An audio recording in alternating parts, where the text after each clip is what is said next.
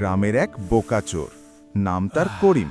সে সব সময় ভাবত সে নাকি খুব বড় চোর, কিন্তু আসলে সে ছিল একদম বোকা। একদিন করিম প্ল্যান করল রাতের বেলা গ্রামের এক ধনী লোকের বাড়িতে চুরি করবে। রাত হল, চারদিক অন্ধকার, সবাই ঘুমিয়ে গেছে। করিম চুপি চুপি বাড়ির ভেতরে ঢুকল, কিন্তু ঢুকেই সে একটা বড় ভুল করে বসল। সে জুতো খুলতে ভুলে গেল, আর হাঁটার সময় চটচট শব্দ হতে লাগল। বাড়ির মালিক ঘুম থেকে উঠে বলল, এই শব্দটা কিসের? করিম ভয় পেয়ে লুকাতে গেল, আর গিয়ে টেবিলের নিচে ঢুকে পড়ল, কিন্তু তার পা বাইরে রয়ে গেল। বাড়ির মালিক এসে দেখল টেবিলের নিচে দুইটা পা।